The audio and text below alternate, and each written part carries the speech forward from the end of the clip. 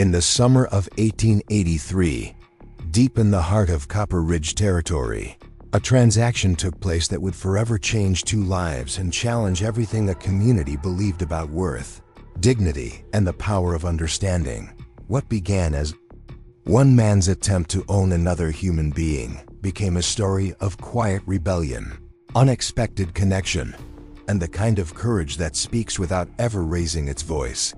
Before we jump back in, tell us where you're tuning in from, and if this story touches you, make sure you're subscribed, because tomorrow I've saved something extra special for you. The dust never seemed to settle in Copper Ridge Territory. It hung in the air like a constant reminder that this was a place where everything was temporary, everything was being built or torn down, and nothing stayed the same for long. The land stretched endlessly under a sky so vast it made even the boldest men feel small. And in that vastness, people carved out their lives with whatever tools they could find: money, muscle, or sheer determination. Aiyana Blackbird understood dust better than most people understood certainty. At 21, she had watched it cover the remnants of 3 different homes, seen it blow across the graves of family members who had died from diseases that came with the white settlements, and felt it cake her hands as she worked to keep her grandmother Iris alive through another harsh winter. Dust was honest, she thought. It covered everything equally and reminded you that no matter how much you tried to claim ownership of something, the earth would eventually reclaim it all. The Blackbird family had managed to hold onto a small plot of land near Broken Arrow Valley through a combination of careful negotiation, hard work, and the kind of quiet persistence that allowed them to remain nearly invisible to the territorial authorities. Aiyana's father had been a skilled translator and negotiator who had managed to secure papers that gave them legal claim to their homestead. But when fever took him 3 winters ago, those papers had somehow disappeared from the county clerk's office. Without documentation, without male relatives to speak for them, and with Iris growing frailer each month, Aiyana found herself facing a reality that many Cherokee women in scattered communities knew all too well. Protection was an illusion that could vanish as quickly as morning mist. She had learned to make herself valuable in ways that allowed her to move through the white settlements without drawing unwanted attention.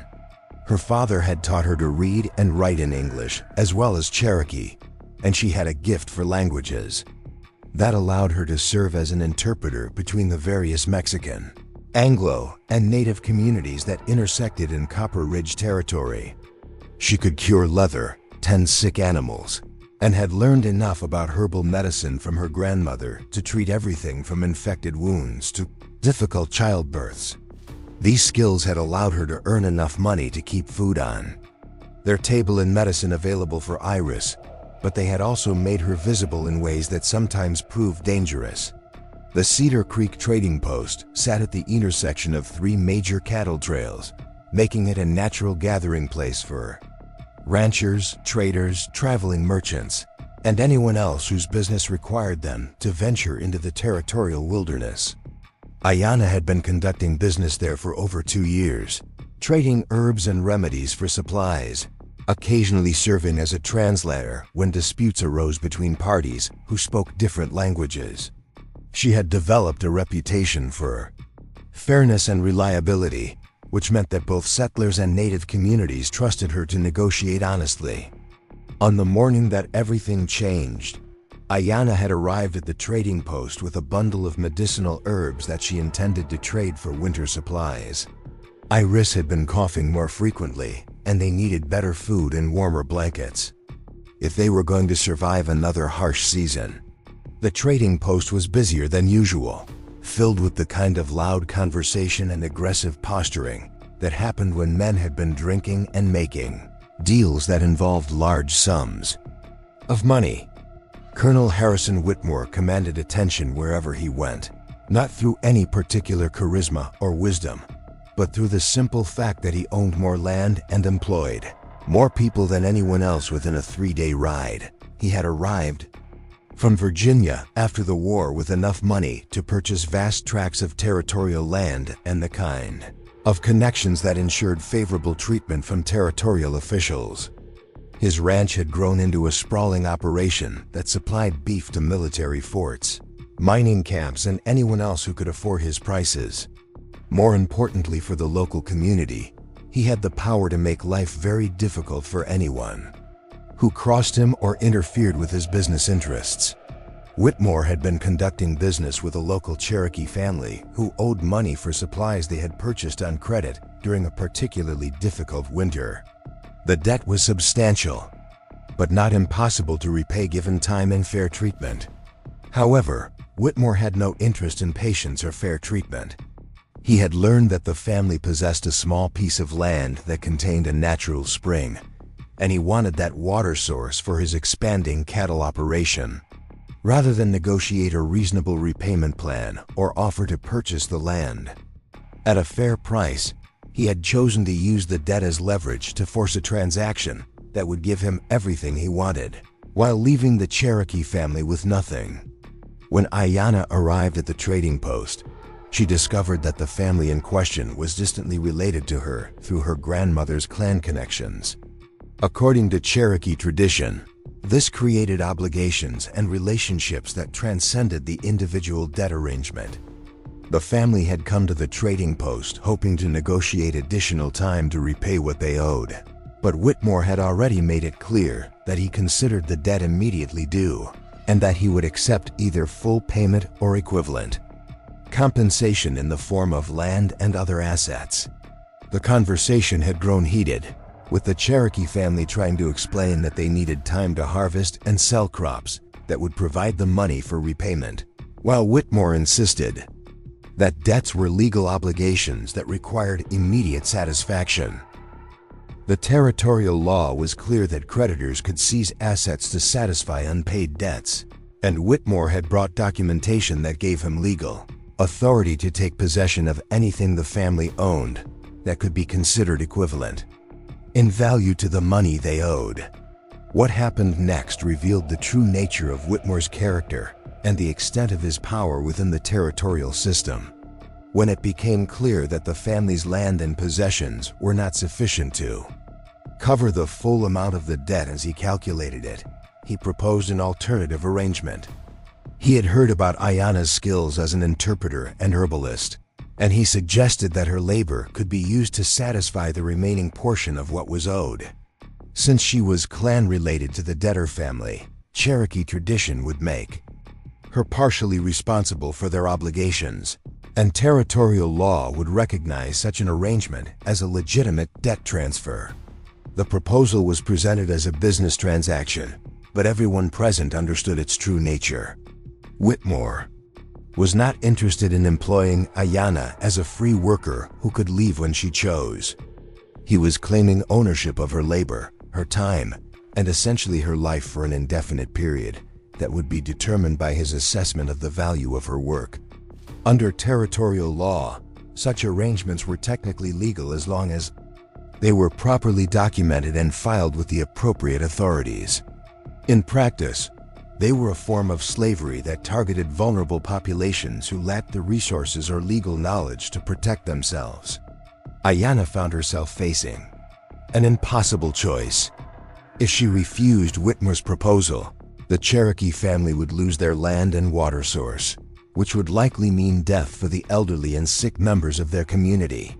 The debt would remain unsatisfied, which would give Whitmore legal justification to pursue additional claims against other Cherokee families in the area. He had made it clear that he viewed this situation as an opportunity to establish precedent for future dealings with Native communities, and that resistance would result in escalating consequences for everyone involved. On the other hand, accepting Whitmore's proposal meant abandoning her grandmother, who depended on Aiyana's care for survival.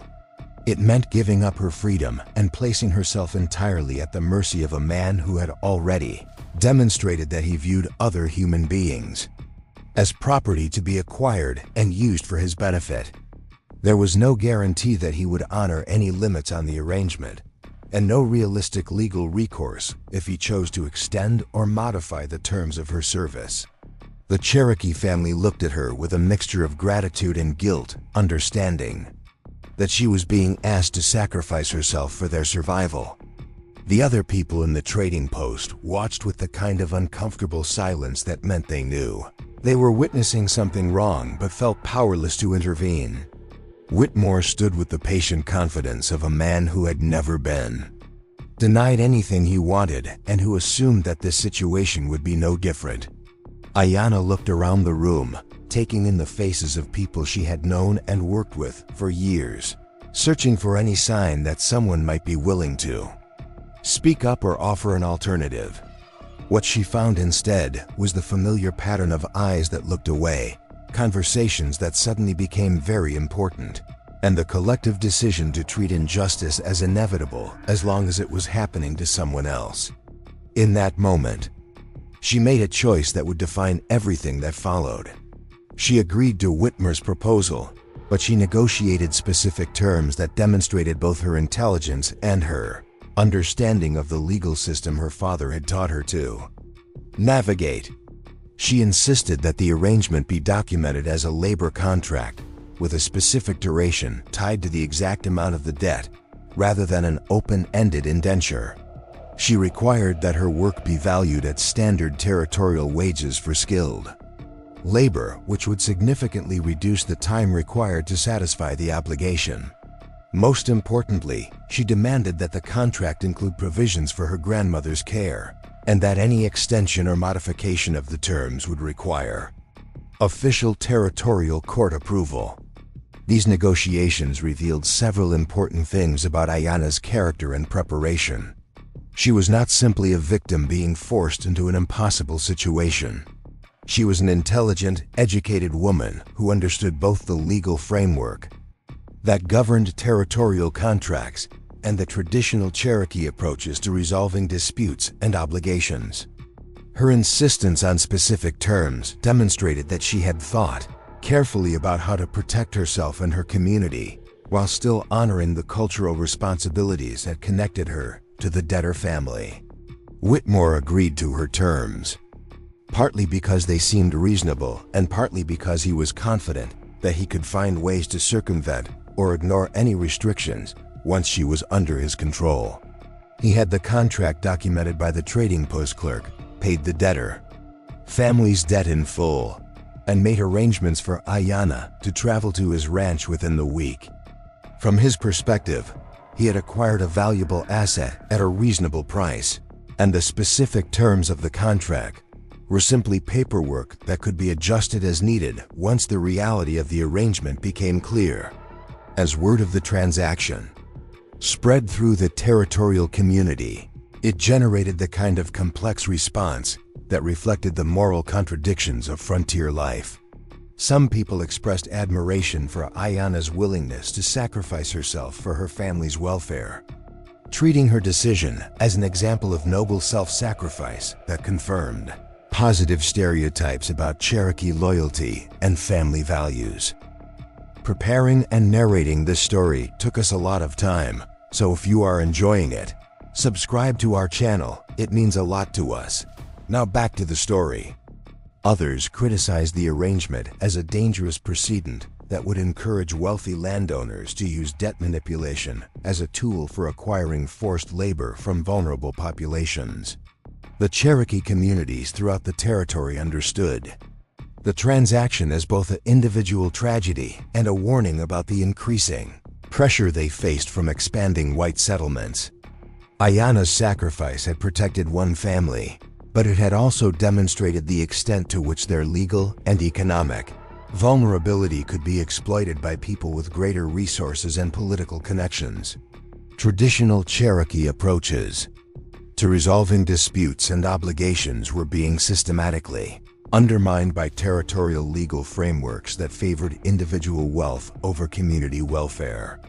For Aiyana herself, the week between agreeing to the contract and traveling to Whitmore's ranch was a period of intense preparation and emotional reckoning. She spent long hours with her grandmother, learning traditional songs, stories, and herbal knowledge that would help her maintain her cultural identity during whatever ordeal lay ahead. Iris, despite her failing health, insisted on teaching Aiyana specific techniques for emotional and spiritual survival that had been passed down through generations of Cherokee women who had faced various forms of displacement and oppression. The conversations between grandmother and granddaughter during this time revealed the depth of their relationship and the strength of the cultural traditions that had sustained their family through previous challenges. Iris shared stories about her own mother's experiences during the forced relocations of the 1830s, emphasizing the ways that Cherokee women had maintained their communities and cultural practices even under the most difficult circumstances. She taught Aiyana traditional methods for preserving and hiding valuable knowledge, including techniques for communicating with other Cherokee people without drawing unwanted attention from white authorities. Most importantly, Iris helped Aiyana understand that survival sometimes required tactical compromise without spiritual surrender. The traditional Cherokee concept of balance included the understanding that individuals sometimes had to endure temporary hardship in order to protect larger community interests, but that such sacrifices were meaningful only if they were accompanied by ongoing resistance to the forces that created the need for sacrifice in the first place. As the day of departure approached, Aiyana made careful arrangements for her grandmother's care with other Cherokee families in the area.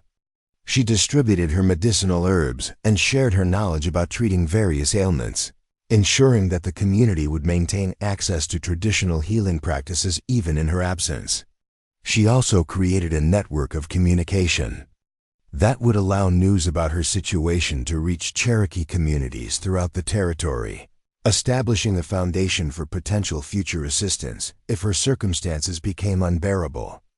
On her final morning at home, Aiyana and Iris performed a traditional ceremony that acknowledged the spiritual significance of the separation while affirming their continuing connection despite physical distance.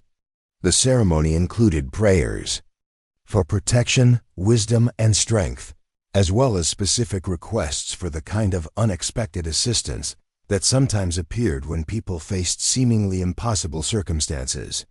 According to Cherokee tradition, such prayers created spiritual pathways that could attract helpful people in favorable circumstances, even in situations that appeared hopeless from a practical perspective. When Colonel Whitmore's men arrived to escort Aiyana to the ranch, she was ready to begin a new chapter of her life that would test everything she had learned about survival, resistance, and the power of maintaining hope in the face of apparently overwhelming odds. She carried with her not only the practical skills and knowledge that had made her valuable to Whitmore, but also the spiritual and cultural resources that would help her navigate whatever challenges lay ahead while maintaining her essential identity as a Cherokee woman who refused to be broken by circumstances beyond her control. The Whitmore Ranch sprawled across the landscape like a small kingdom, its boundaries marked not by fences, but by the sheer scope of its ambition. Cattle dotted the rolling hills as far as the eye could see, their movements creating a constant, low murmur that mixed with the sound of wind through prairie grass. The main house sat on a rise overlooking the Silverbrook River, a two-story structure built from imported lumber and designed to impress visitors with its owner's wealth and sophistication. Outbuildings scattered across the property housed everything from blacksmith shops to bunkhouses, creating a self-contained world where Colonel Whitmore's word was the only law that mattered. Aiyana's first glimpse of her new reality came as the wagon crested the hill that revealed the ranch headquarters spread out below. The scale of the operation was both impressive and intimidating, representing a level of wealth and power that existed in sharp contrast to the modest homesteads and struggling communities she had known throughout her life. Everything about the ranch proclaimed ownership and control, from the carefully maintained buildings to the organized efficiency of the workers, moving purposefully between their various tasks. Margaret Whitmore emerged from the main house as the wagon approached, her posture and expression conveying the kind of artificial refinement that wealthy women used to distinguish themselves from their less fortunate neighbors. She wore a dress That would have been appropriate for a social gathering in Richmond or Charleston. Its elaborate construction and expensive fabric serving as a constant reminder of her husband's financial success. Her hair was arranged in the latest Eastern fashion, and her jewelry caught the afternoon sunlight in ways that seemed calculated to draw attention to her elevated status. The introduction between the two women established the dynamic that would define Aiyana's daily existence at the ranch. Margaret spoke in the carefully modulated tones of someone who had never been contradicted, explaining the household routines and expectations with the assumption that Aiyana would be grateful for the opportunity to serve such refined employers. She outlined a schedule that began before dawn and extended well into the evening, encompassing everything from kitchen work to laundry, from tending the vegetable garden to serving at formal dinners when important guests visited the ranch. What became immediately clear was that Margaret viewed Aiyana not as a temporary contract worker, but as a permanent addition to the household staff, who could be trained to reflect well on the family's sophistication and good taste. She spoke about improving Aiyana's appearance and manner, about teaching her proper ways of speaking and behaving that would make her more suitable for service in a respectable household. The underlying assumption was that Cherokee culture represented a primitive condition that could and should be corrected through exposure to civilized influences. Aiyana listened to these explanations without comment, her face maintaining the carefully neutral expression she had learned to use when dealing with people who mistook silence for agreement. She understood that Margaret's vision of their relationship was based on fundamental misunderstandings about both Cherokee culture and Aiyana's own character, but she also recognized that direct correction would only create unnecessary conflict without changing anything meaningful about her situation. The living quarters assigned to Aiyana reflected her ambiguous status within the ranch hierarchy. She was given a small room in the main house, acknowledging her role as personal servant to the family. But the room was barely large enough for a bed and washstand, with a single small window that looked out onto the kitchen garden rather than the expansive views enjoyed by the family's living spaces. The message was clear. She was inside the house but not truly part of it, close enough to be available whenever needed, but separated from the family's private spaces by invisible boundaries that reinforced her subordinate position. The first weeks at the ranch established patterns and relationships that would define Aiyana's experience throughout her time there. Margaret maintained constant supervision over her work, correcting everything from her posture while serving meals to her pronunciation of English words, treating each interaction as an opportunity to demonstrate her own superior knowledge and refinement. Colonel Whitmore largely ignored Aiyana's presence except when he wanted to display his acquisition to visiting business associates, introducing her as an example of his ability to civilize and domesticate even the most primitive elements of the territorial population.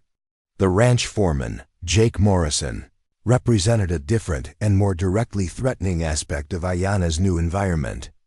Morrison was a man whose authority derived from his willingness to use violence to enforce the colonel's wishes, and who viewed the female workers on the ranch as additional benefits of his position rather than people deserving of basic respect and protection. His interactions with Aiyana were marked by the kind of predatory attention that made her constantly aware of her vulnerability and isolation. Morrison's behavior created a daily atmosphere of tension and fear that went beyond the normal challenges of adjusting to new work routines and living arrangements.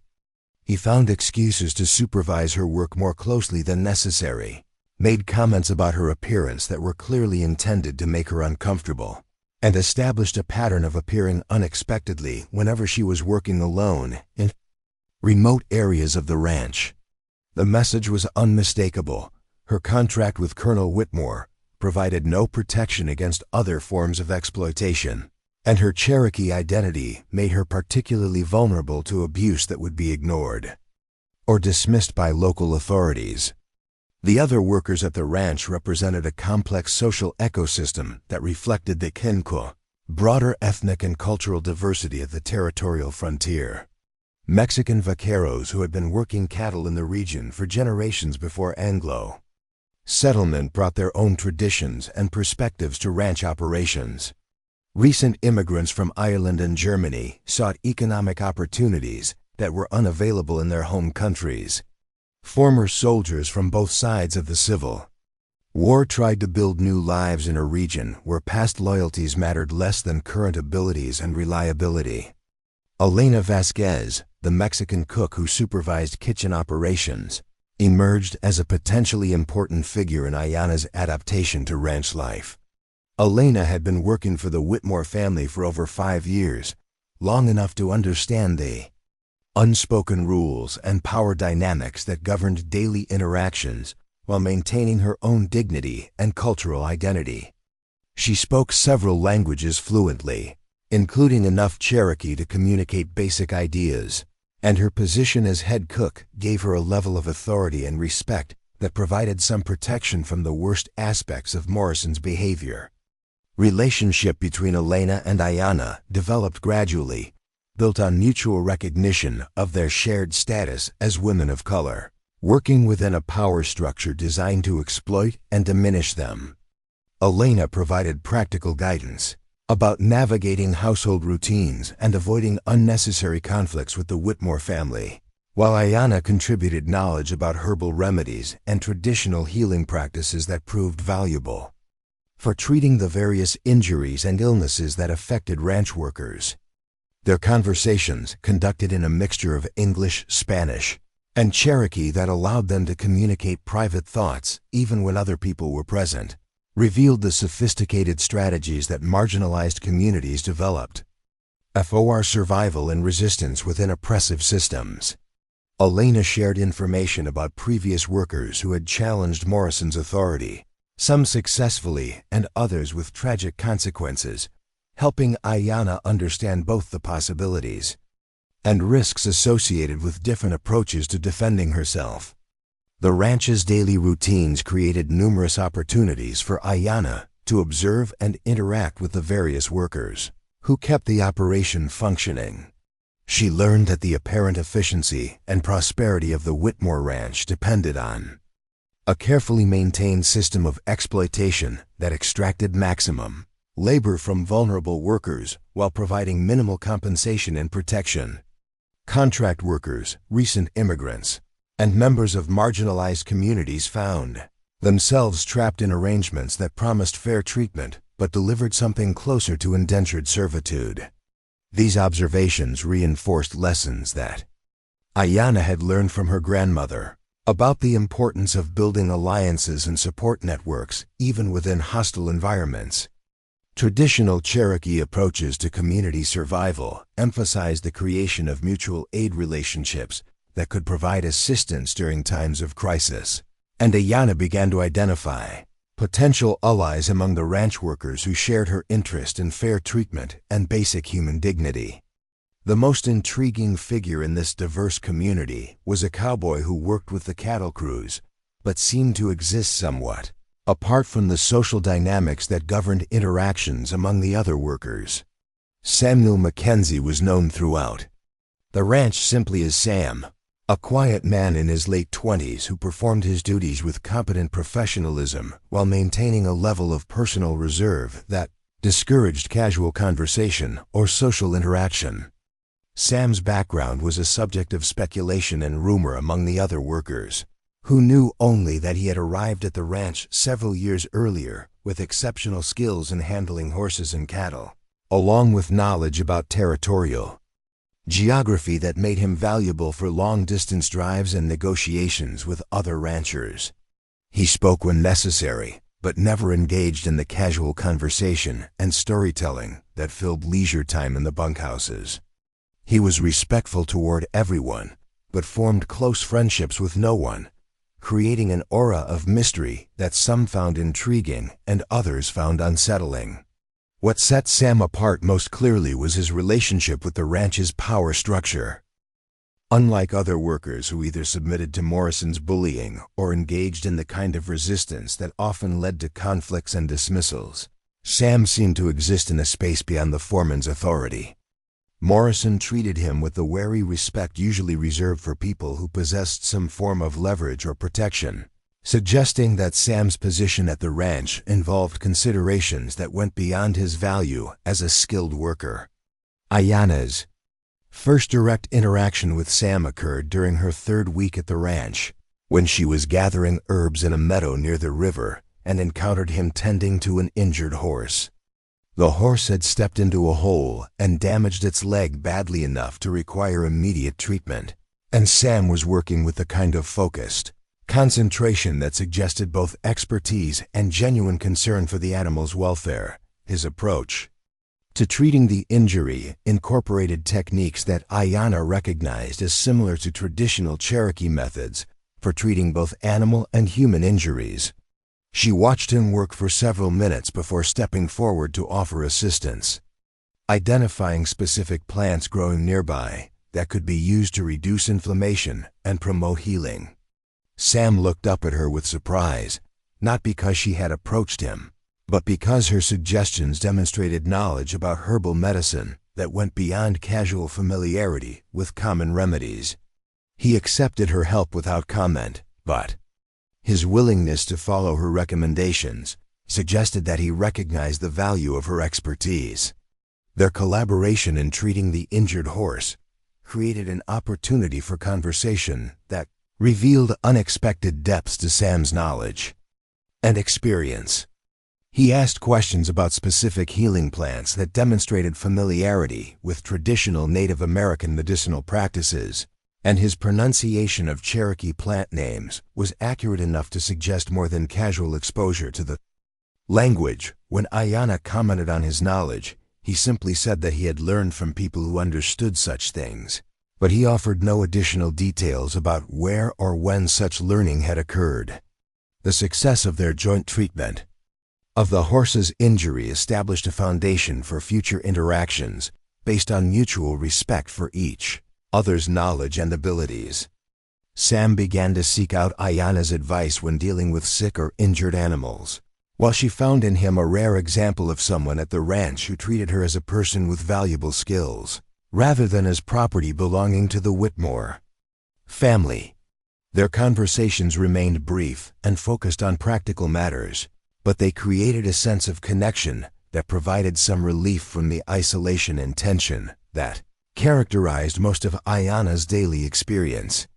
As summer progressed into autumn, the patterns of ranch life created increasing opportunities for Aiyana to observe Sam's interactions with other workers and his approach to the various challenges that arose in managing large-scale cattle operations. She noticed that Mexican vaqueros sought his advice about dealing with difficult animals, that he was often chosen to lead crews handling the most challenging aspects of cattle drives, and that even Morrison consulted him about problems that required both skill and judgment to resolve effectively. More significantly, she observed that Sam's presence seemed to have a calming effect on situations that might otherwise escalate into serious conflicts. When disputes arose between workers from different ethnic backgrounds, when Morrison's behavior became particularly threatening toward vulnerable employees, or when Colonel Whitmore's demands created impossible working conditions, Sam had a way of intervening that diffused tension without directly challenging authority or creating new problems for the people involved. These observations suggested that Sam possessed not only technical skills and cultural knowledge, but also the kind of emotional intelligence and moral courage that allowed him to navigate complex social situations while maintaining his principles and protecting people who needed assistance. His methods were subtle and indirect, relying on influence rather than confrontation, but their effectiveness demonstrated a sophisticated understanding of human nature and group dynamics. The turning point in Aiyana's relationship with Sam came during a particularly difficult period in late September, when Morrison's harassment escalated to the point where she began to fear for her physical safety. The foreman had been drinking more heavily than usual, and his comments about her appearance and availability had become increasingly explicit and threatening. When she tried to avoid being alone with him by modifying her work routines, he responded by creating situations that forced her into isolated locations where his behavior could escalate without witnesses. The crisis came to a head on an evening when Morrison cornered Aiyana in the barn while she was tending to the horses, his intentions clear from both his words and his actions. She had learned enough about his character to understand that reasoning or pleading would be ineffective, and that her only options were to submit to his demands or to resist in ways that might result in severe punishment or worse consequences. The isolation of her position at the ranch meant that she could expect no assistance from the Whitmore family, who would likely view any complaints as evidence of ingratitude or troublemaking. As Morrison advanced toward her, making crude comments about her presumed willingness to provide services beyond those specified in her contract, Aiyana prepared to defend herself with whatever improvised weapons she could find among the farm tools stored in the barn. She had no illusions about her ability to overcome Morrison physically, but she was determined not to submit passively to assault and degradation. Her grandmother's teachings about maintaining dignity and self-respect, even under the most difficult circumstances, had prepared her for this moment, when survival might require accepting serious consequences rather than allowing her essential identity to be destroyed. The intervention came from an unexpected direction. Sam appeared in the barn doorway with the quiet suddenness that characterized his movements, his presence immediately changing the dynamic of the confrontation. He spoke Morrison's name once, in a tone that conveyed both warning and authority, causing the foreman to turn away from Aiyana with an expression of surprise and anger. What followed was a brief but intense conversation conducted in voices too low for Aiyana to understand, but the outcome was clear. Morrison left the barn without touching her, and Sam remained to ensure that she was unharmed. The conversation that followed this intervention revealed more about Sam's character and background than all of their previous interactions combined. He spoke with quiet intensity about the importance of treating all people with basic respect and dignity, regardless of their ethnicity or social status.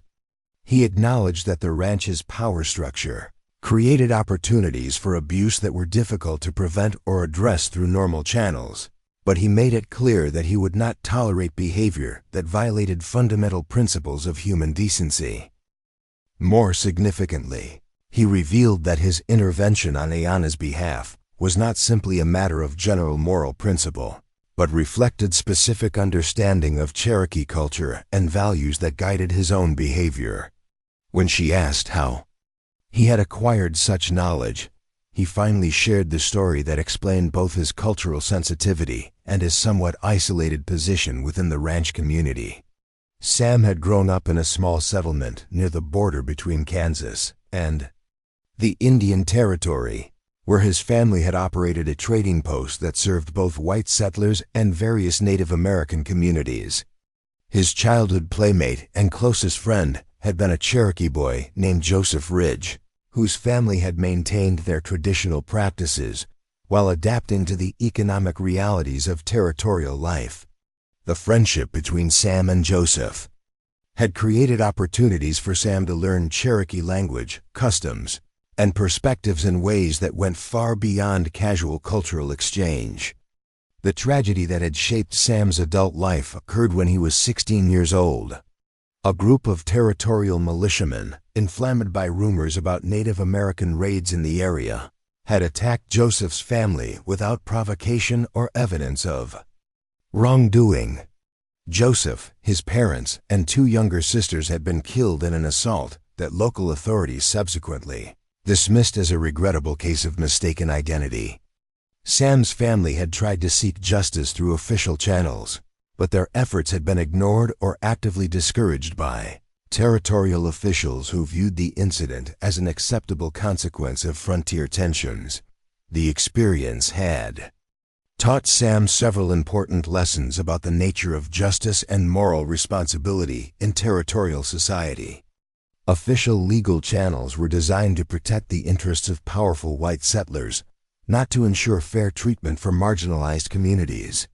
Individual acts of conscience and courage were often more effective than institutional processes in preventing or addressing injustice.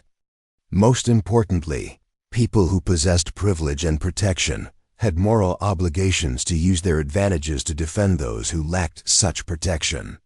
Sam's decision to work as a cowboy and his choice to maintain emotional distance from his colleagues reflected his understanding that his position in territorial society gave him opportunities to intervene in situations where others might be powerless to act effectively. His skills with horses and cattle, his knowledge of territorial geography, and his reputation for reliability made him valuable enough to ranch owners that he could take risks that might result in dismissal or worse consequences for workers with less secure positions.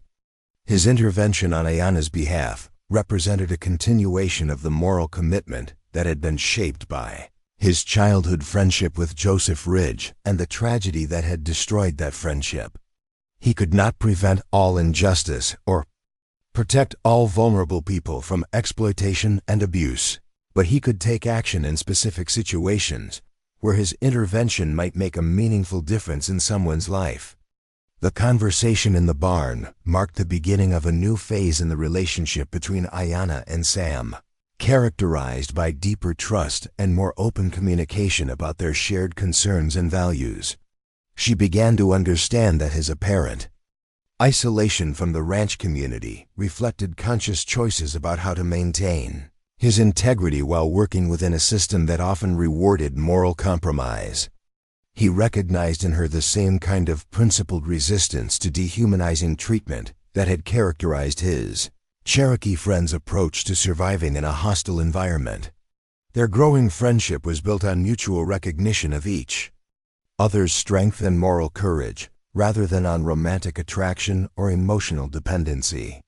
Both had experienced loss and displacement in ways that made them wary of forming attachments that might create additional vulnerability. But they also understood the importance of having allies who shared their values and could provide support during times of crisis.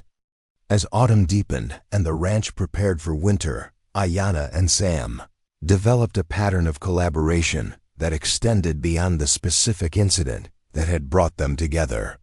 He began to teach her skills that would increase her value as a ranch worker while potentially providing opportunities for greater independence in the future. She shared her knowledge about traditional healing practices and helped him understand aspects of Cherokee culture that deepened his appreciation for the worldview that had shaped his childhood friend's character. Most importantly, their friendship created a foundation for the kind of mutual aid and protection that both Cherokee tradition and frontier pragmatism recognized as essential for survival in difficult circumstances.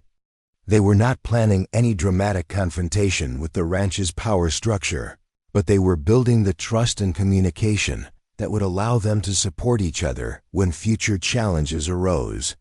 The first frost of October arrived, earlier than expected, coating the ranch in a silver sheen that transformed the familiar landscape into something ethereal and strange. Aiyana stood at her small window before dawn, watching ice crystals form intricate patterns on the glass, while the world outside remained hushed and still. The approaching winter represented more than just a change in weather. It marked the completion of her first season at the Whitmore Ranch and the beginning of a period when outdoor work would be limited and indoor tensions would intensify.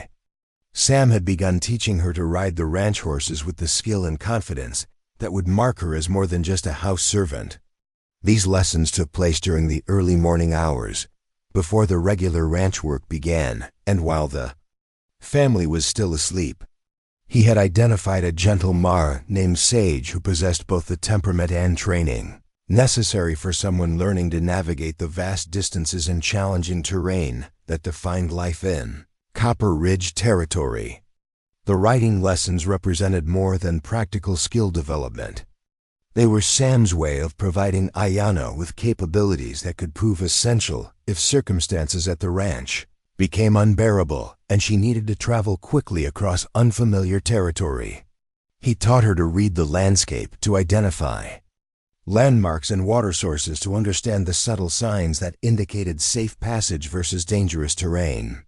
His instruction included traditional cowboy techniques, alongside knowledge that clearly derived from Native American traditions, creating a comprehensive approach to survival and navigation that honored both cultural perspectives.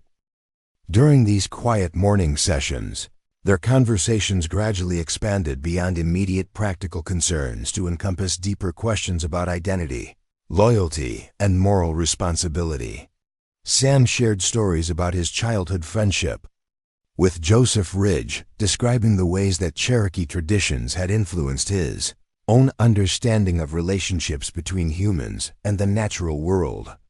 Aiyana spoke about her grandmother's teachings, explaining concepts of balance and reciprocity that guided Cherokee approaches to community obligations and individual conduct. These exchanges revealed the sophisticated philosophical frameworks that both cultures had developed for addressing ethical dilemmas and maintaining social cohesion under difficult circumstances. Cherokee traditions emphasized the importance of considering the impact of individual actions on future generations, while frontier pragmatism focused on immediate survival and mutual aid among people facing common challenges. The conversation between these perspectives created new insights about how to maintain integrity and community connection even within systems designed to isolate and exploit vulnerable individuals. As Aiyana's writing skills improved, Sam began to include her in some of his regular ranch duties that took him away from the immediate supervision of Morrison and the Whitmore family.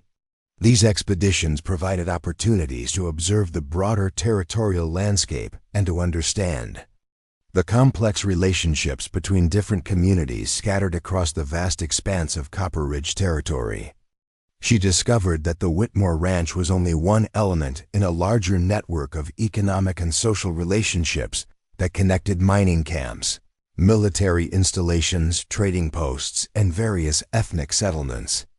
During one memorable journey to deliver cattle to a military fort, Aiyana encountered a group of Cherokee families who had established a small farming community in a remote valley.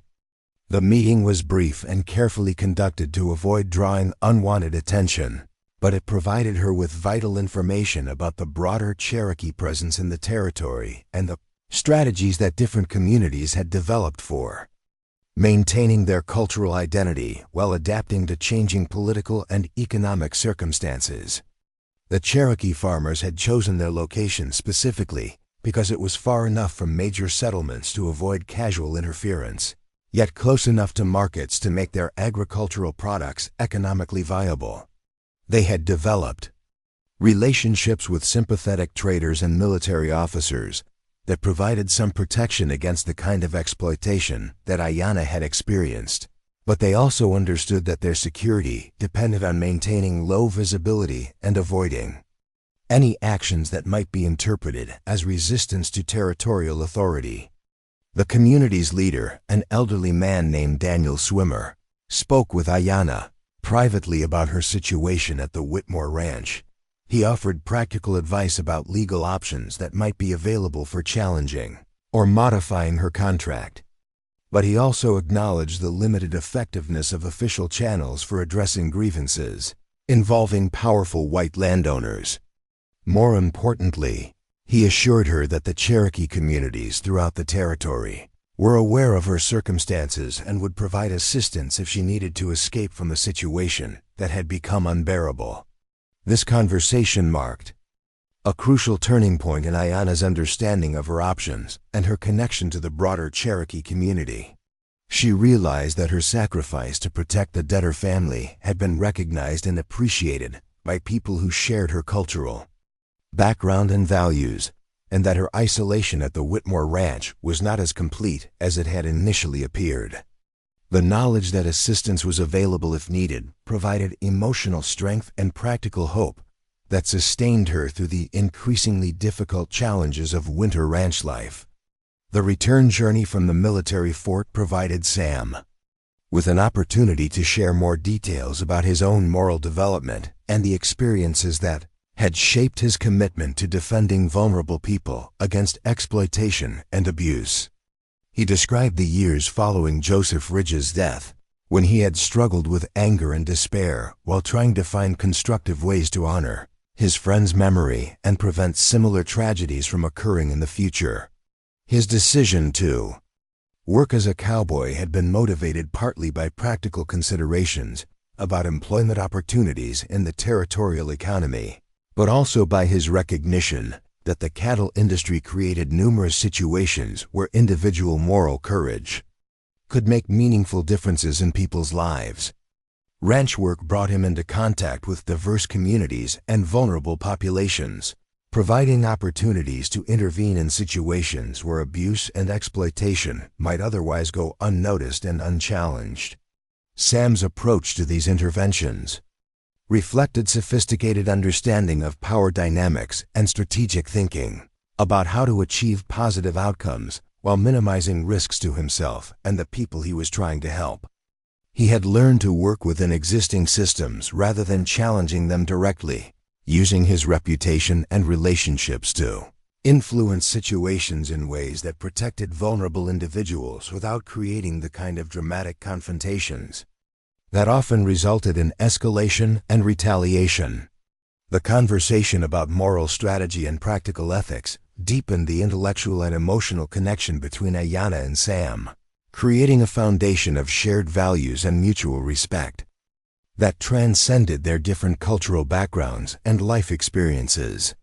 They recognized in each other the kind of principled commitment to justice and human dignity that was rare in frontier society, but they also understood the importance of maintaining realistic expectations about what individual actions could accomplish within larger systems of oppression and exploitation.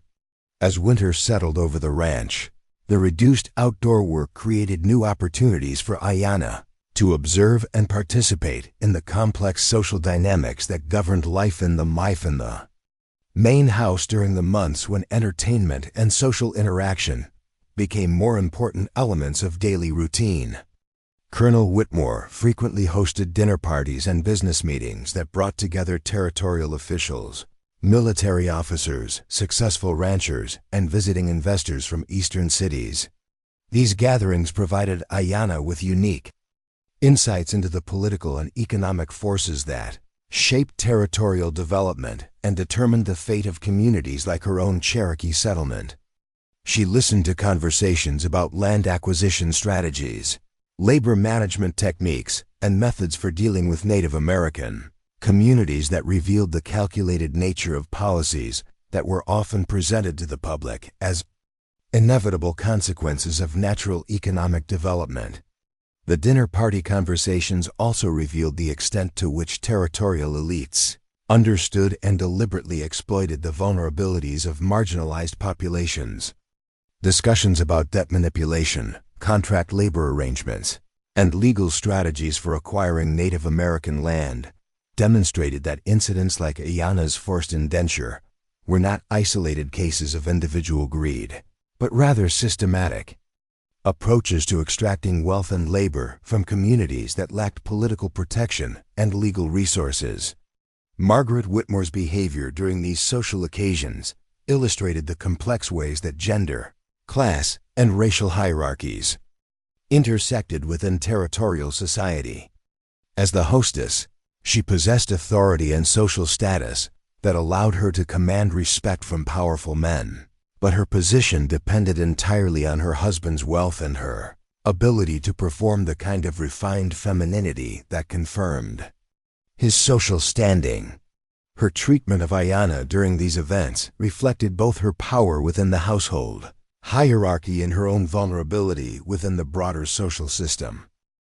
The contrast between Margaret's public persona and her private behavior revealed the psychological costs of maintaining social position through the systematic dehumanization of other people.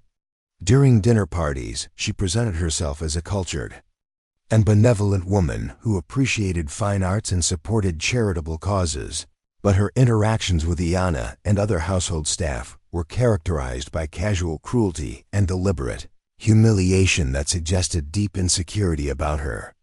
own moral standing, and social legitimacy.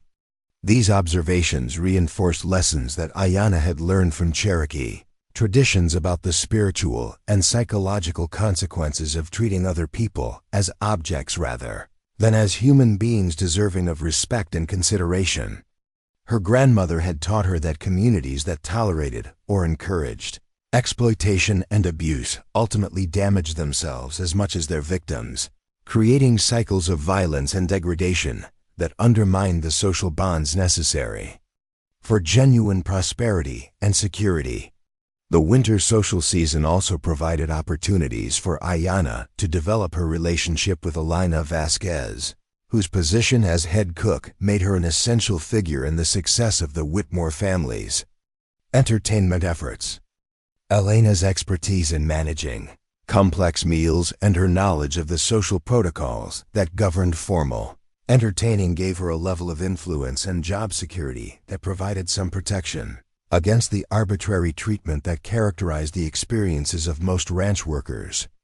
Aiyana used her position to create opportunities for Aiyana to develop skills and knowledge that would increase her value and improve her treatment within the household hierarchy. She taught her advanced cooking techniques, introduced her to the social customs and expectations that governed formal service, and shared practical wisdom about managing relationships with difficult employers and potentially dangerous colleagues. More importantly, Aiyana helped Aiyana understand the ways that women in marginalized communities could build networks of mutual support and protection that operated beneath the notice of male authority figures. She introduced Aiyana to other women working in various capacities throughout the territorial community, creating connections that could provide assistance, information, and emotional support during times of crisis. These relationships revealed the existence of informal communication, networks that connected domestic workers, small business owners, and community leaders across ethnic and cultural boundaries.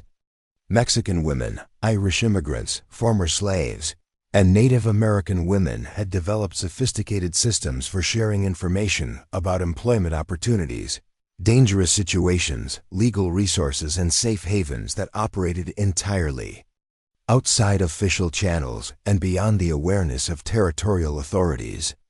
Aiyana's integration into these networks represented a crucial step in her adaptation to life in territorial society and her development of resources that could support greater independence and security in the future. The women who welcomed her into their informal community recognized both her intelligence and her moral courage, understanding that she possessed qualities that could benefit the entire network while also deserving of protection and support from other community members. The knowledge that she was not alone, that her situation was understood and monitored by people who cared about her welfare, provided psychological strength that sustained Aiyana through the most difficult aspects of winter life at the ranch. The long, dark months when outdoor work was limited and household tensions intensified required emotional resources that individual resilience alone could not provide. The support of women who had faced similar challenges and developed successful strategies for survival and resistance became an essential element in her ability to maintain hope and dignity under increasingly difficult circumstances. As winter deepened, Morrison's behavior became more erratic and threatening, influenced by increased alcohol consumption and frustration with the limited opportunities for outdoor work that normally occupied his time and attention. His harassment of female workers intensified, and his willingness to use violence to enforce his authority became more apparent in his interactions with male workers who challenged his decisions or questioned his competence. The situation reached a crisis point during a particularly severe blizzard that confined everyone to the ranch buildings for several days. The enforced proximity and isolation created tensions that normal work routines usually dispersed, and Morrison's drinking escalated to the point where his behavior became unpredictable and dangerous. His confrontations with other workers grew more frequent and more violent, creating an atmosphere of fear and instability that threatened the basic functioning of ranch operations. During this period, Sam's role as an informal leader and mediator became more apparent and more essential. He intervened in disputes before they could escalate into serious violence, helped resolve conflicts between workers from different ethnic backgrounds, and provided the kind of steady leadership that maintained essential ranch functions despite Morrison's increasing inability to fulfill his supervisory responsibilities effectively. The blizzard crisis also revealed the extent to which Sam's moral authority and practical competence had earned the respect and trust of workers throughout the ranch community. Mexican vaqueros, Irish immigrants, and other Anglo cowboys looked to him for guidance and support during emergency situations, recognizing that his judgment and character made him more reliable than the official authority structure that was supposed to govern ranch operations. For Aiyana, the blizzard period represented both increased danger and increased opportunity to observe Sam's leadership qualities under extreme stress. She watched him coordinate emergency responses, manage limited resources, and maintain morale during a time when everyone was confined to close quarters with limited privacy and growing tensions. His ability to remain calm and focused while making decisions that affected everyone's safety and comfort demonstrated the kind of character that earned genuine respect rather than mere compliance based on fear or obligation. The conversations between Aiyana and Sam during the long winter evenings gradually expanded to include more personal topics and deeper emotional sharing. He spoke about his ongoing sense of responsibility for Joseph Ridge's death and his continuing struggle to find adequate ways to honor his friend's memory through his own actions and choices. She shared her concerns about her grandmother's health and her uncertainty about whether she would ever be able to return to Cherokee community life after her experiences at the ranch. These conversations revealed the emotional costs that both had paid for their moral commitments and their determination to maintain their integrity within systems designed to compromise and corrupt people who possessed conscience and compassion. They recognized in each other the kind of spiritual strength and ethical clarity that was necessary for surviving prolonged exposure to injustice and exploitation without becoming cynical or abandoning the values that made life meaningful. As the winter storms began to subside and the promise of spring created anticipation of renewed outdoor work and expanded opportunities for movement and action, both Aiyana and Sam understood that their relationship had evolved into something that transcended friendship and approached the kind of profound spiritual and intellectual partnership that was rare in any society and particularly precious in frontier circumstances where isolation and hardship made meaningful human connection both difficult to achieve and essential for survival. The approaching spring also brought awareness that the temporary protection provided by winter weather and reduced social interaction would soon end, and that the conflicts and tensions that had been building throughout the cold months would need to be addressed through action rather than endurance. The choices that both had been postponing would soon require decisive commitment, and the relationship that had sustained them through the winter would be tested by circumstances that demanded courage and sacrifice rather than patience and hope. Spring arrived with the violence of revelation, bringing not just melting snow and budding trees, but also a series of events that would shatter the carefully maintained equilibrium of life at the Whitmore Ranch. The first sign of trouble came with a letter delivered by a territorial marshal who rode up to the main house with the kind of official bearing that announced serious legal business. Colonel Whitmore received the correspondence in his study, but the sound of his voice raised in anger carried throughout the house, alerting everyone that whatever news had arrived was unwelcome and potentially dangerous.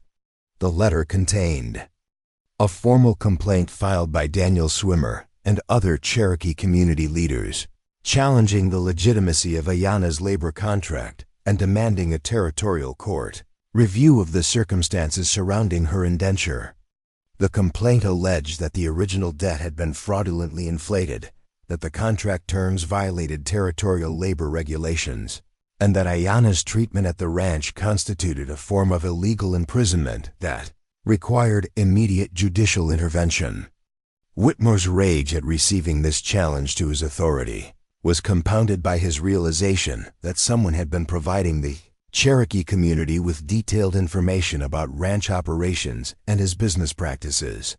The complaint contained specific references to incidents and conversations that could only have been reported by someone with access to the main house during private meetings and social gatherings. The possibility that he had been betrayed by someone in his own household represented a threat to his reputation and business interests that went far beyond the immediate legal challenge. The investigation that followed revealed the existence of the communication networks that Aiyana had helped Aiyana access during the winter months. Whitmore discovered that information about his treatment of contract workers, his debt manipulation strategies, and his plans for acquiring additional Native American land had been systematically gathered and shared with community leaders who were organizing resistance to his expansion efforts. The scope and sophistication of this intelligence operation shocked him and forced him to acknowledge that his opponents possessed resources and capabilities that he had seriously underestimated. Morrison responded to this crisis with characteristic brutality, initiating a campaign of intimidation and violence designed to identify and punish anyone suspected of disloyalty or information sharing. His interrogations of ranch workers became increasingly aggressive and threatening, creating an atmosphere of fear and suspicion that disrupted the cooperative relationships that normally kept ranch operations functioning effectively. Workers who had previously trusted each other began to withdraw into defensive isolation, afraid that any conversation might be misinterpreted as evidence of conspiracy or resistance. The pressure of Morrison's investigation and the growing tension throughout the ranch community created the conditions for the confrontation that everyone had been anticipating but hoping to avoid.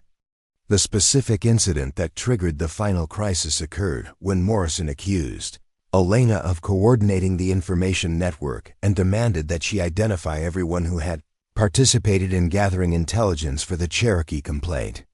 When she refused to provide names or admit to any wrongdoing, he threatened her with immediate dismissal and criminal prosecution for theft and conspiracy. Aiyana's defiant response to Morrison's threats demonstrated the courage and dignity that had made her a natural leader within the informal community of ranch workers. She acknowledged her role in supporting Aiyana and other vulnerable workers, but she refused to apologize for actions that she considered morally necessary and legally justified. Her willingness to accept punishment rather than betray her friends and colleagues inspired other workers to speak up in her defense, creating the kind of collective resistance that Morrison's authority structure was designed to prevent. Sam's intervention in this confrontation marked his emergence from the careful neutrality that he had maintained throughout his time at the ranch. When Morrison raised his hand to strike Aiyana, Sam stepped forward and spoke with the quiet authority that had made him respected throughout the territorial community. He informed Morrison that any violence against Aiyana or other workers would result in the immediate departure of every skilled cowboy on the ranch, leaving Whitmore without the expertise necessary to manage his cattle operations during the crucial spring season. The threat was delivered without drama or emotion, but everyone present understood its significance. Sam had sufficient influence among the ranch workers to carry out his promise, and his departure would likely trigger the collapse of the entire operation during a period when cattle drives and breeding programs required experienced supervision. Morrison found himself facing the possibility that his aggressive tactics had created a situation that threatened the economic foundation of the ranch rather than protecting it. Whitmore's response to this crisis revealed both his character and his understanding of the broader political implications of the situation he faced. Rather than attempting to negotiate a resolution that might preserve the working relationships necessary for ranch operations, he chose to interpret the workers' resistance as a fundamental challenge to his authority that required decisive punishment regardless of the economic consequences. He announced that anyone who supported Aiyana or questioned Morrison's authority would be immediately dismissed and blacklisted from employment throughout the territory. This ultimatum forced every worker on the ranch to choose between personal security and moral principle, creating the kind of decisive moment that revealed everyone's true character and priorities. Some workers, particularly those with families and limited employment alternatives, reluctantly submitted to Whitmore's demands and distanced themselves from Aiyana and the resistance movement. Others, including most of the skilled cowboys and vaqueros, announced their intention to leave the ranch rather than participate in a system that punished people for defending basic human dignity. The exodus that followed represented more than just a labor dispute. It was a fundamental rejection of the exploitative practices that had characterized Whitmore's approach to business and community relationships. Workers who left the ranch carried with them detailed knowledge about his methods and reputation, ensuring that his treatment of employees would become widely known throughout the territorial community and would affect his ability to recruit reliable workers in the future. Aiyana's decision during this crisis reflected the growth and transformation that her experiences at the ranch had produced in her understanding of herself and her relationship to the broader community.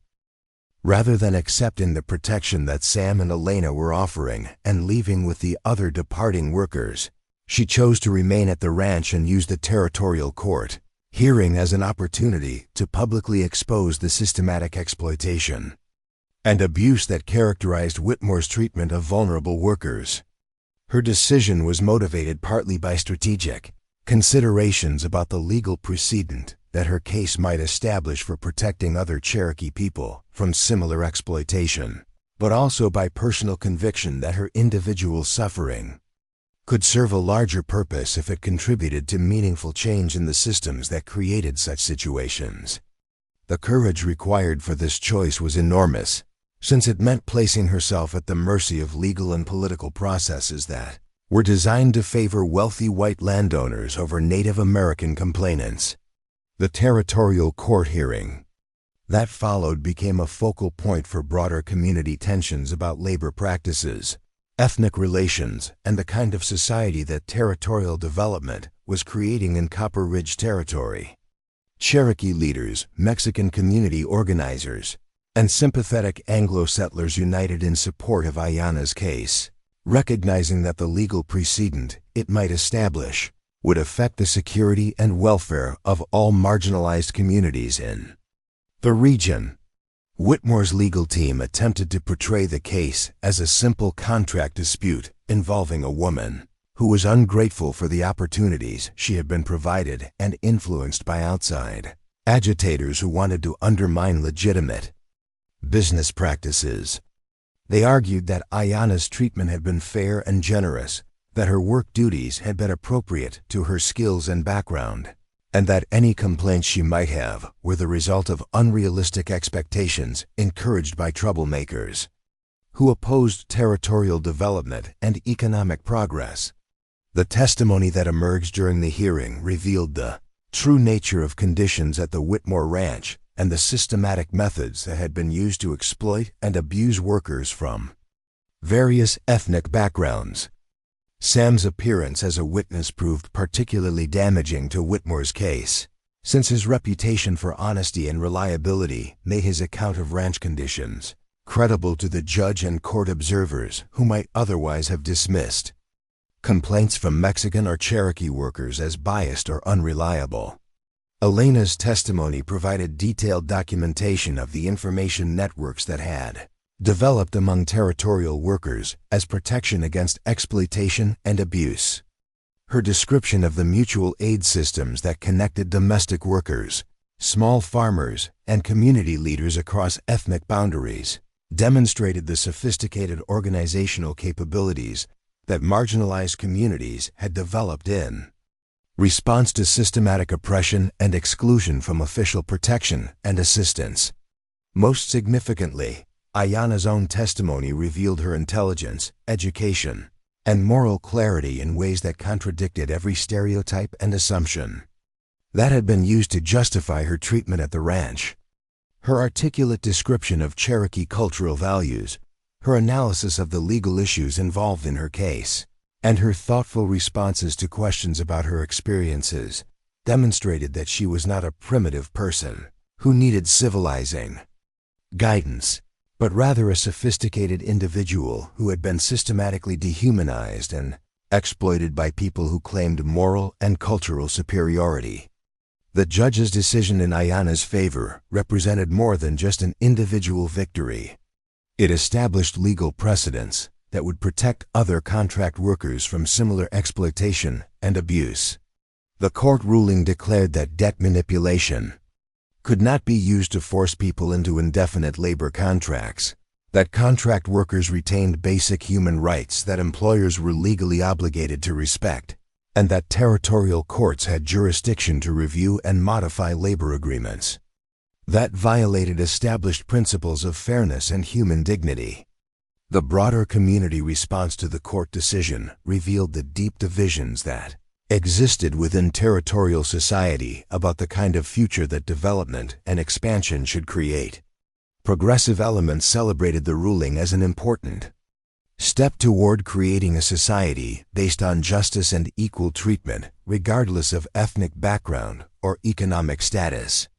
Conservative interests condemned it as dangerous interference with property rights and business freedom that would undermine economic development and encourage resistance from marginalized communities. Whitmore's reaction to his legal defeat was characteristically vindictive and self-destructive. Rather than accepting the court's decision and attempting to rebuild his reputation through improved treatment of workers and honest business practices, he chose to interpret the ruling as evidence of a conspiracy against legitimate authority that required dramatic retaliation. His subsequent actions revealed the extent to which his sense of personal identity depended on his ability to dominate and exploit other people without challenge or accountability. The violence that followed represented the logical conclusion of attitudes and practices that had been building throughout Whitmore's business career.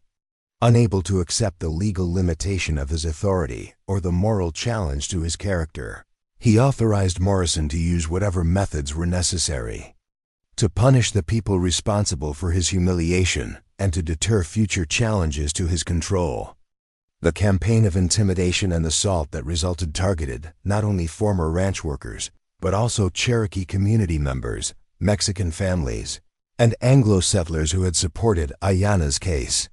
Sam's response to this escalation demonstrated the evolution of his character from individual moral actor to community leader, willing to take responsibility for organizing collective resistance to systematic oppression and violence.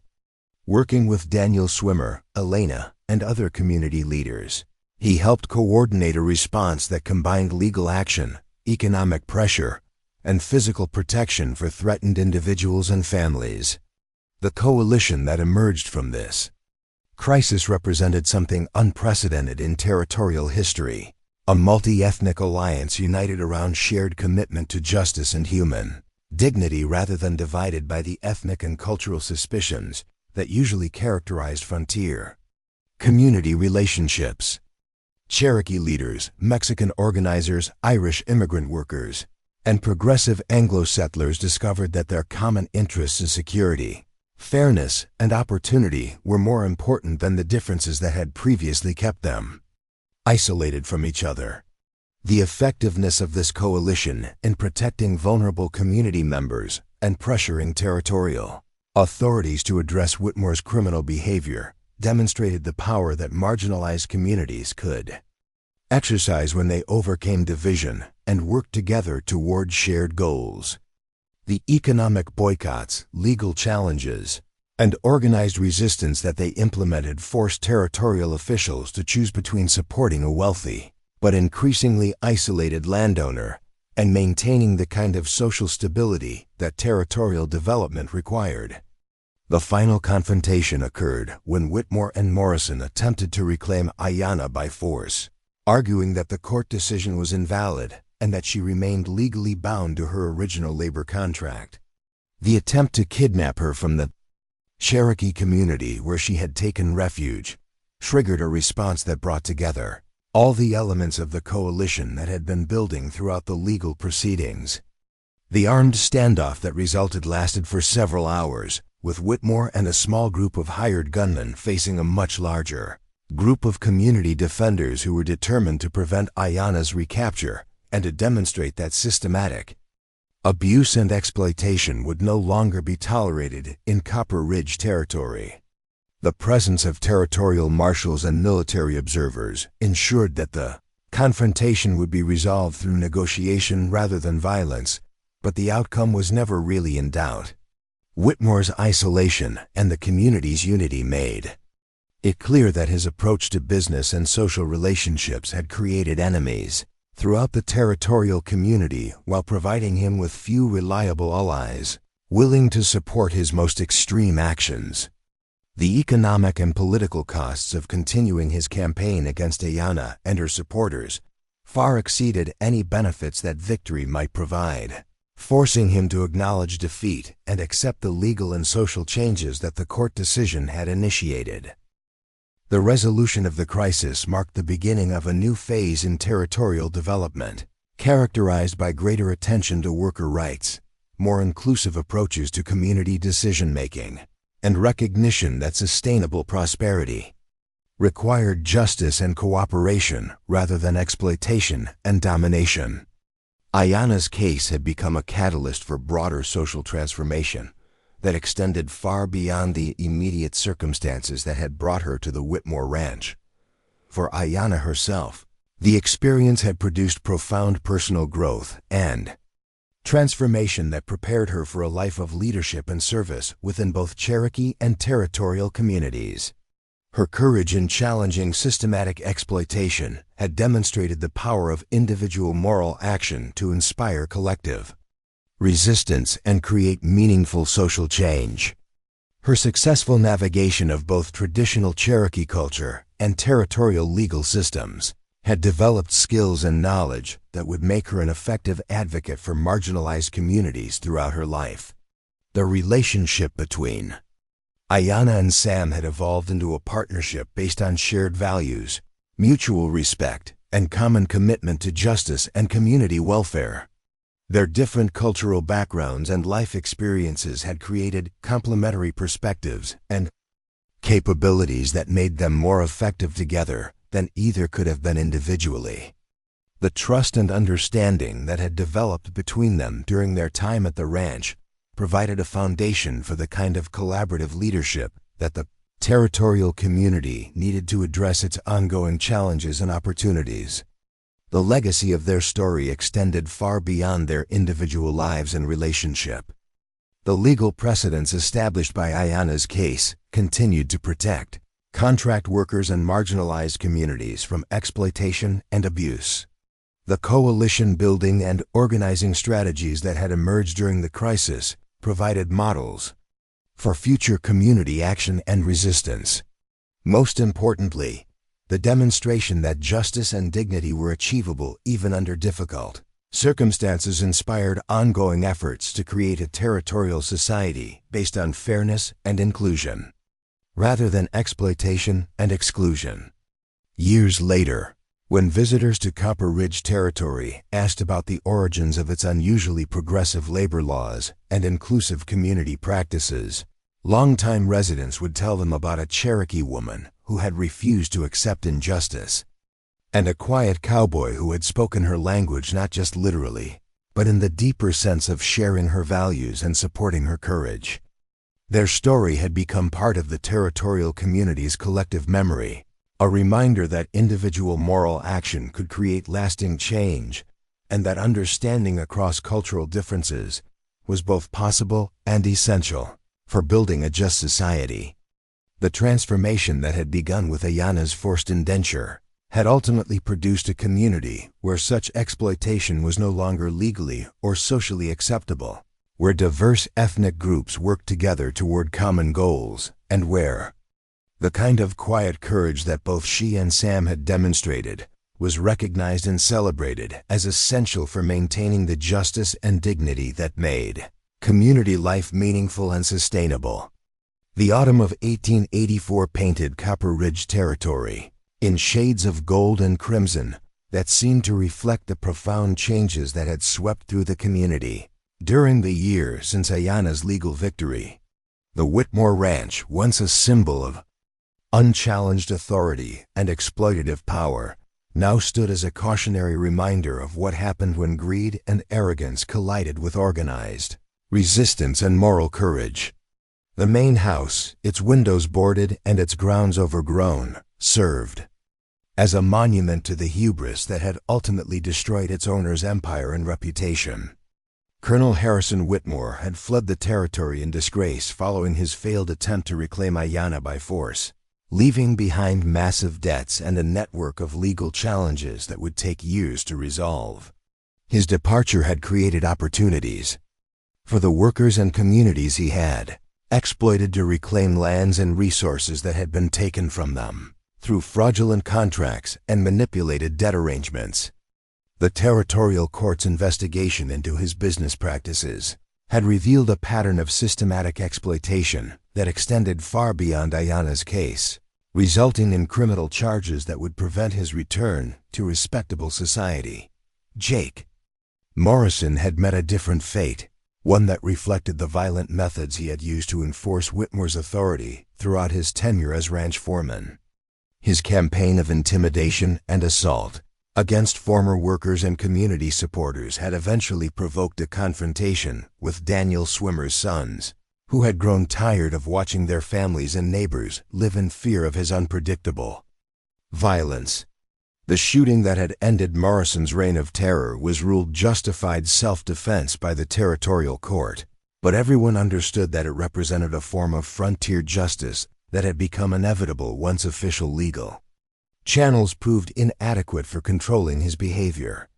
The transformation of the former Whitmore Ranch into a cooperative enterprise managed by the workers who had once labored under exploitative conditions represented a bold experiment in economic democracy that attracted attention from progressive reformers throughout the Western Territories. Elena Vasquez had emerged as the primary organizer of this cooperative, using her experience in managing complex household operations to coordinate the diverse skills and cultural knowledge that the former workers brought to the enterprise. The cooperative's approach to cattle ranching incorporated traditional Mexican vacero techniques alongside Cherokee knowledge about sustainable land management and Anglo innovations in breeding and marketing strategies. This fusion of cultural perspectives had produced methods that were both more environmentally sustainable and more economically profitable than the extractive approaches that had characterized Whitmore's operations. The success of these methods had attracted the attention of other ranchers and agricultural communities throughout the territory, creating opportunities to share knowledge and build alliances that strengthened the entire regional economy. Aiyana's role within this transformed community had evolved far beyond her original identity as a victim of exploitation and abuse. Her intelligence, cultural knowledge, and demonstrated courage had made her a natural leader in the ongoing efforts to build bridges between different ethnic communities and to develop policies that protected vulnerable workers from the kind of systematic abuse she had experienced. Her fluency in multiple languages and her understanding of both traditional Cherokee law and territorial legal systems made her an invaluable mediator and advocate in disputes that involved cross-cultural misunderstandings or conflicts. The legal precedents established by her case had indeed provided protection for other contract workers throughout the territory, but their implementation required ongoing vigilance and advocacy to ensure that powerful employers could not find new ways to circumvent the court's ruling. Aiyana had taken on much of this advocacy work, traveling throughout the territory to educate workers about their rights and to assist communities in organizing resistance to exploitative labor practices. Her reputation for fairness and effectiveness had made her a trusted figure among diverse ethnic groups who might otherwise have been suspicious of outside interference in their affairs. The relationship between Aiyana and Sam had deepened into a partnership that embodied the kind of cross-cultural understanding and cooperation that their community was working to achieve on a larger scale.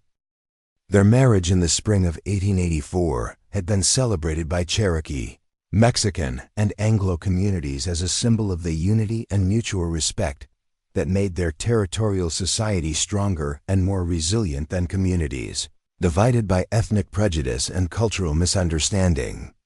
The wedding ceremony itself had reflected the multicultural nature of their relationship and their commitment to honoring all the traditions that had shaped their values and character. Cherokee rituals emphasizing balance, reciprocity, and connection to the natural world had been combined with Christian elements that reflected Sam's cultural background and Mexican traditions that acknowledged Aiyana's role as spiritual mother to both bride and groom. The celebration that followed had brought together representatives from communities throughout the territory, creating opportunities for relationship building and collaboration that extended far beyond the immediate occasion. Their home, built on land that had once been part of the Whitmore Ranch but was now owned collectively by the cooperative, represented a physical manifestation of their shared values and cultural synthesis. The house incorporated Cherokee architectural principles, emphasizing harmony with natural surroundings, Mexican techniques for managing heat and water in challenging climates, and Anglo innovations in construction materials and methods. The result was a dwelling that was both beautiful and practical, serving as a model for other families seeking to create homes that honored multiple cultural traditions while meeting the practical demands of territorial life. The children who visited their home regularly, drawn by Aiyana's reputation as a storyteller and Sam's skill as a teacher of practical frontier skills, represented the future of Copper Ridge Territory. These young people, representing the full ethnic diversity of the territorial community, were growing up with assumptions about cooperation and mutual respect that their parents' generation had been forced to learn through struggle and conflict.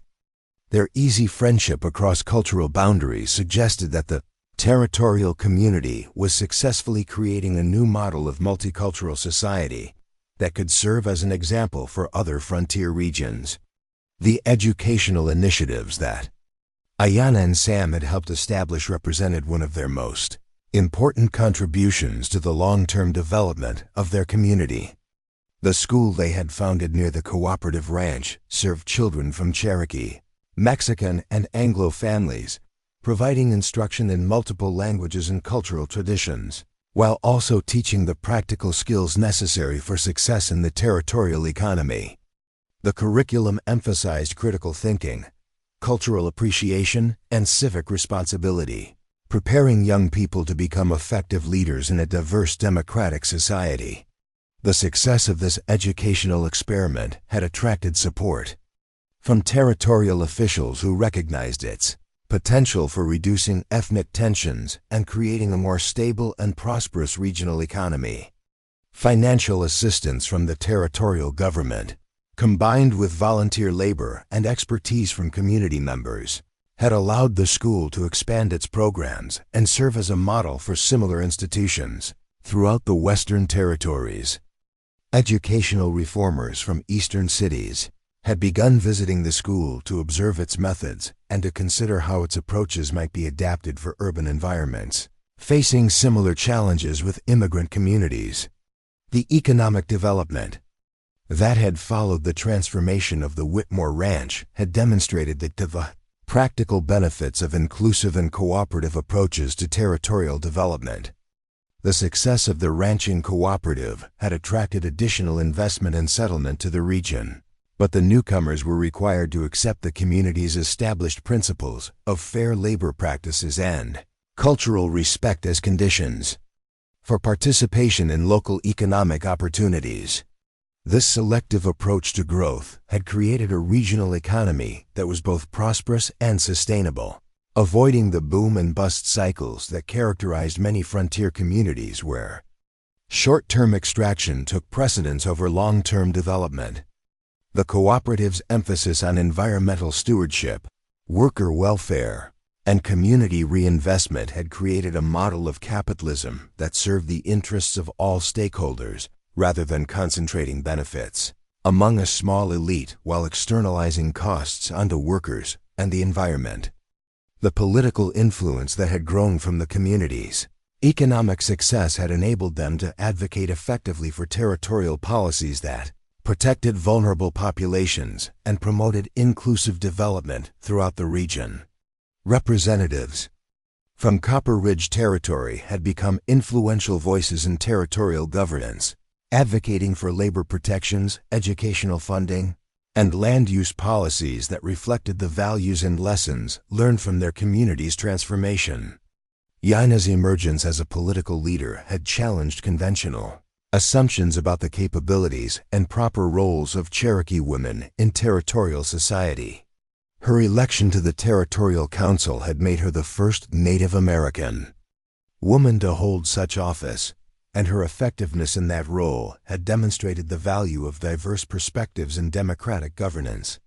Her legislative initiatives had focused on education, worker protection, and environmental conservation, areas where her cultural background and personal experience provided unique insights and moral authority.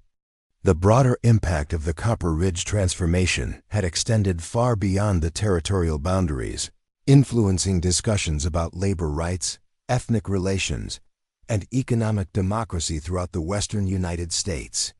Journalists, reformers, and politicians had visited the community to observe its methods and to consider how its approaches might be adapted to address similar challenges in other regions.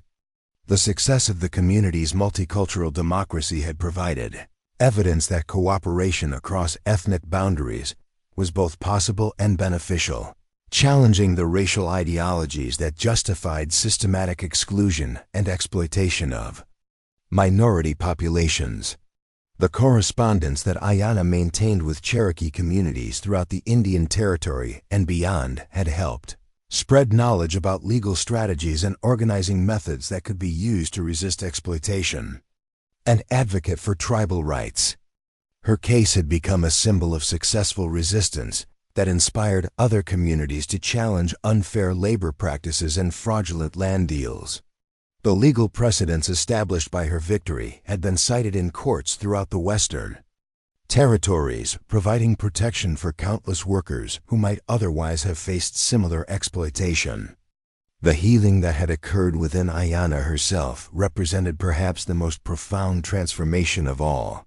The trauma and displacement that had characterized her early experiences at the Whitmore Ranch had been gradually overcome through the support of her community, the love of her marriage, and the sense of purpose that came from using her experiences to help others facing similar challenges.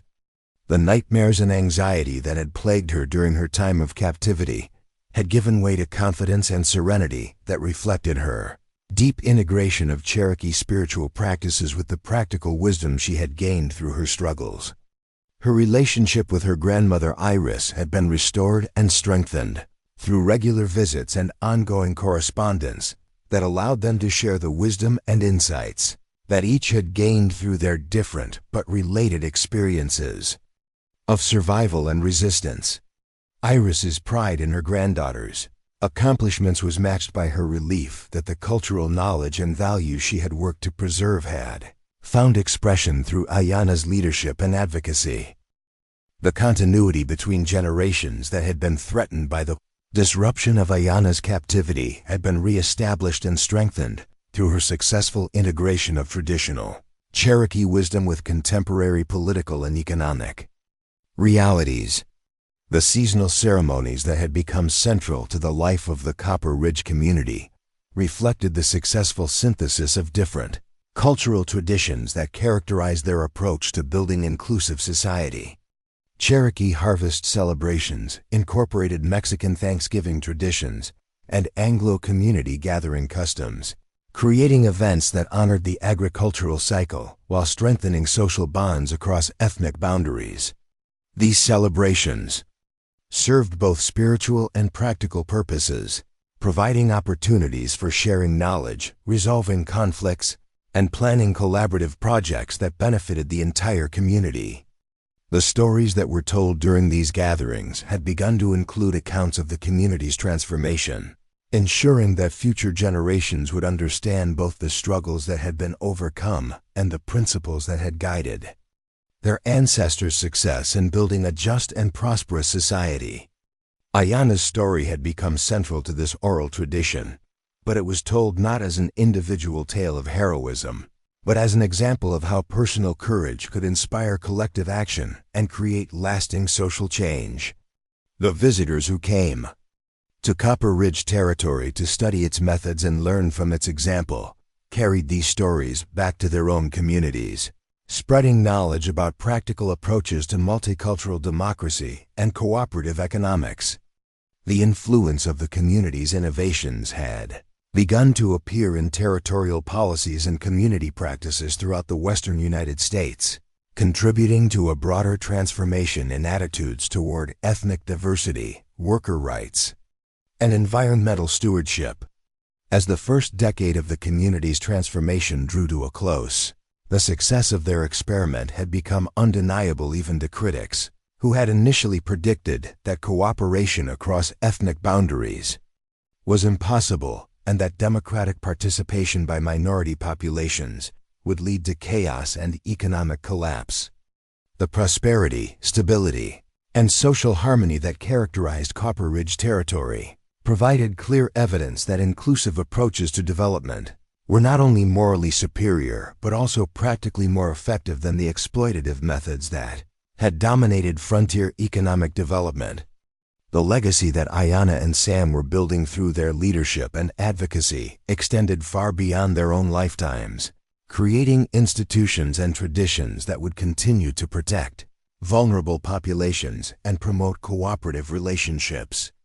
Long after the specific circumstances that had created their community had been forgotten, their story had become part of a larger narrative about the possibility of justice and dignity in American society, demonstrating that the highest ideals of democratic equality could be achieved even under the challenging conditions of frontier life. The children who were growing up in the community they had helped create would face different challenges and opportunities than those that had tested their parents' generation, but they were being prepared with the knowledge, values, and skills necessary to continue the work of building a society based on mutual respect, cooperative economics, and inclusive democracy.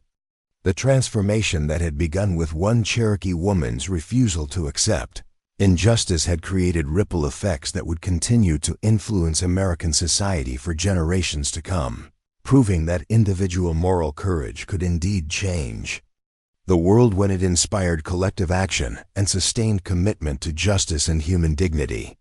25 years had passed since the morning when Aiyana Blackbird first arrived at the Whitmore Ranch as an indentured servant, and the woman who now stood before the Territorial Assembly bore little resemblance to that frightened young Cherokee girl who had sacrificed her freedom to protect her community.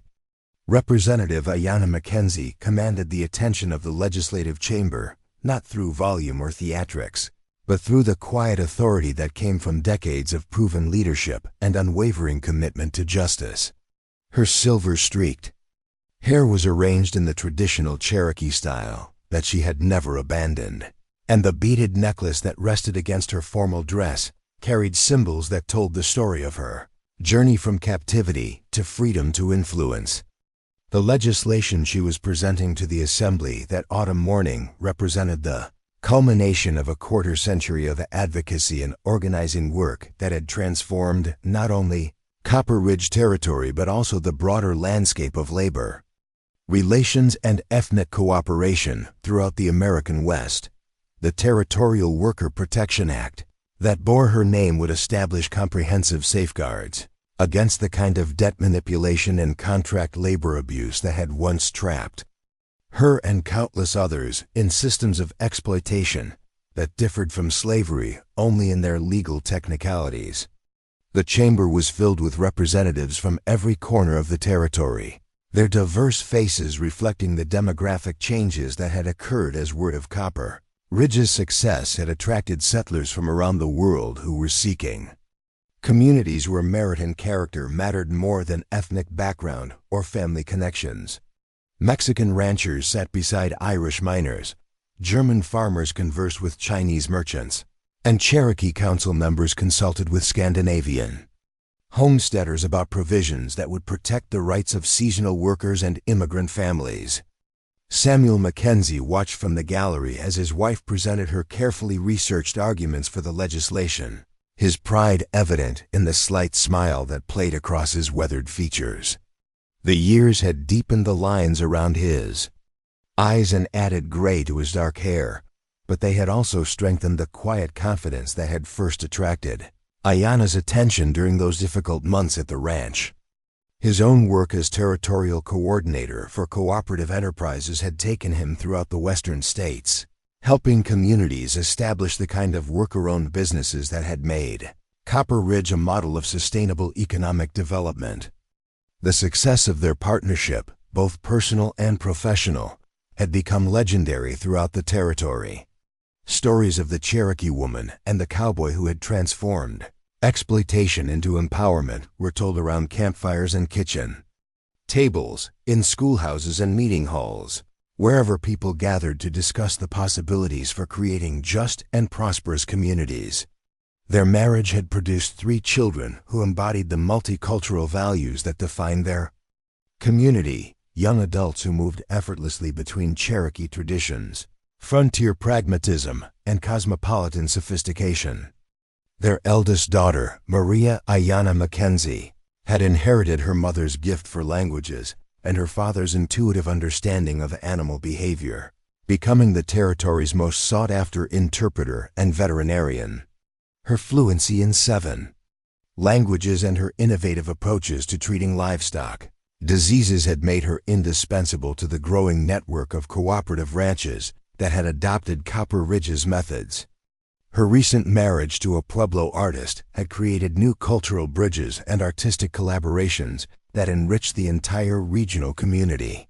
Their son, Joseph Samuel Mackenzie, named in honor of Sam's childhood friend, had followed his parents' path toward advocacy and organizing, but his focus was on the emerging industrial centers where immigrant workers faced challenges similar to those that had once plagued agricultural communities.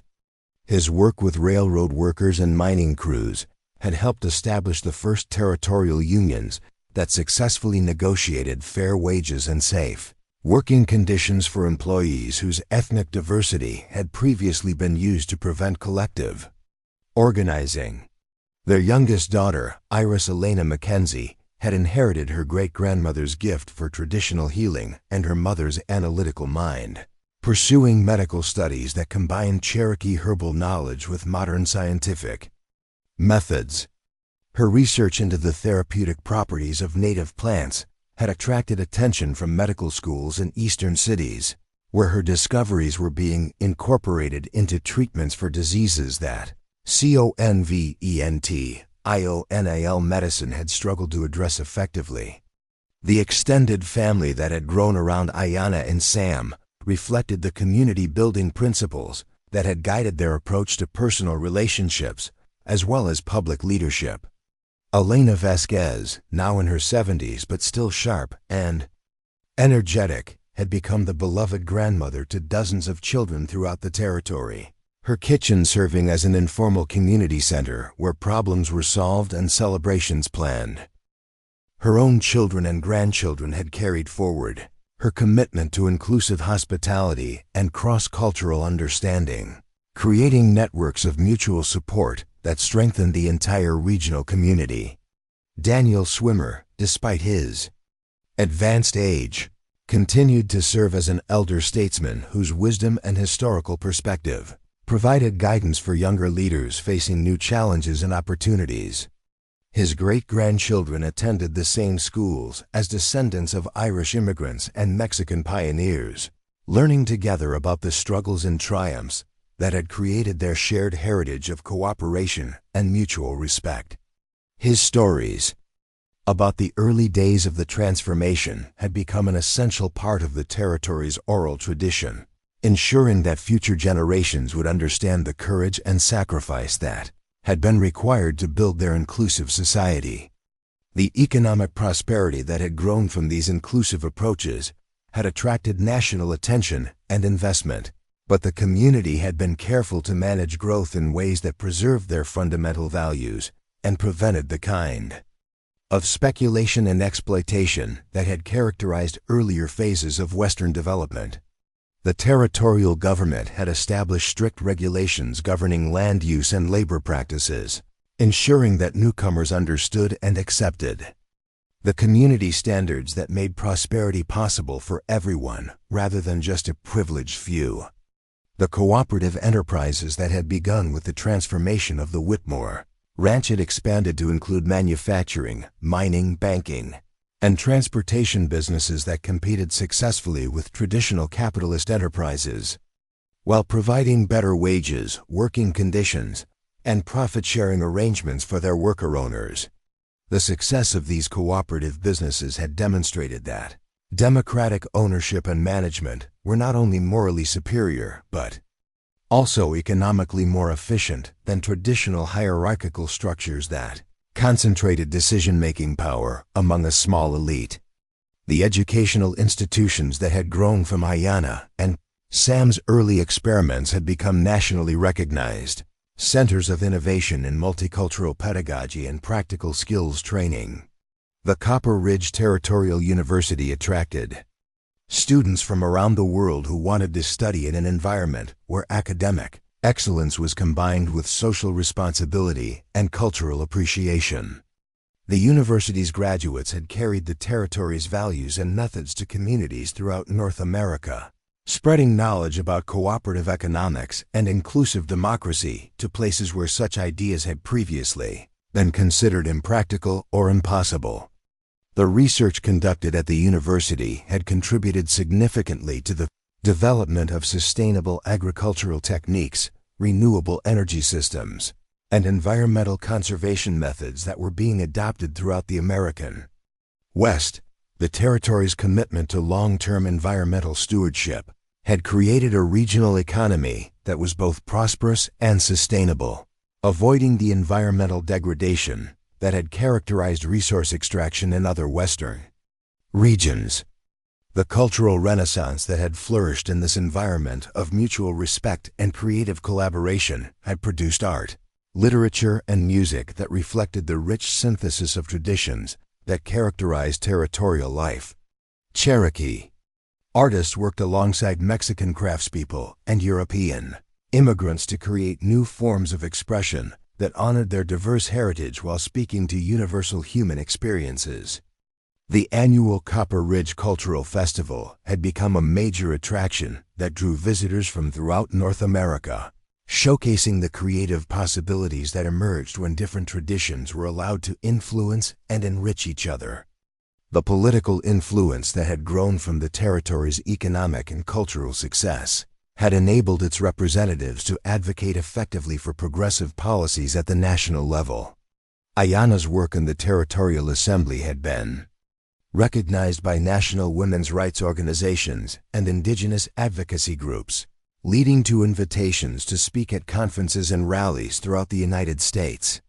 Her testimony before congressional committees had helped shape federal legislation governing labor relations and tribal rights, extending the protection that had begun with her personal case to workers and communities across the nation. The legal precedents that had been established through her original lawsuit had continued to evolve and strengthen through subsequent cases and legislative initiatives. The territorial courts had become known for their fair treatment of minority plaintiffs and their willingness to challenge established power structures when they violated principles of human dignity and equal treatment. Young lawyers from throughout the country sought training in Copper Ridge Territory because of its reputation for innovative legal approaches and commitment to justice. The international attention that the territory's success had attracted had led to visits from reformers and government officials from other countries who were seeking solutions to their own challenges with ethnic conflict and economic inequality. Delegations from Canada, Mexico, and several European nations had studied the territory's methods and adapted them for use in their own contexts, creating a network of international relationships that enriched the territory's cultural and economic development while spreading its influence far beyond North American boundaries. The personal satisfaction that Aiyana felt as she concluded her presentation to the Territorial Assembly reflected not only the specific victory of seeing her legislation approved unanimously, but also the deeper fulfillment that came from having transformed personal suffering into public service and community benefit.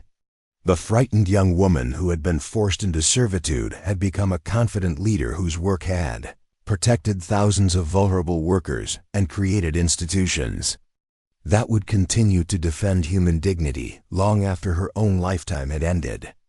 As she left the assembly chamber to the applause of her colleagues and the cheers of supporters in the gallery, Aiyana carried with her the knowledge that the work she and Sam had begun together would continue through their children, their students, and the countless community leaders who had been inspired by their example.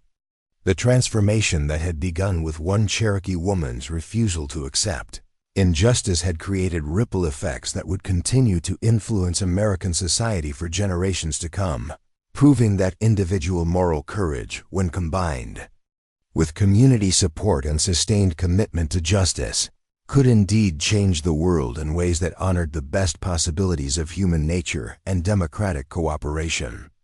The evening celebration that followed the legislative victory brought together friends and colleagues from throughout the territory, creating an occasion for reflection on the journey that had brought them to this moment and anticipation of the challenges and opportunities that lay ahead.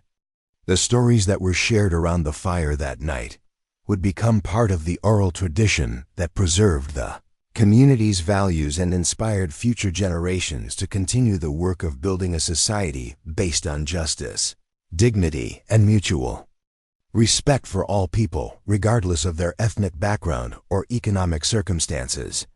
Up next, you've got two more standout stories right on your screen. If this one hit the mark, you won't want to pass these up. Just click and check them out.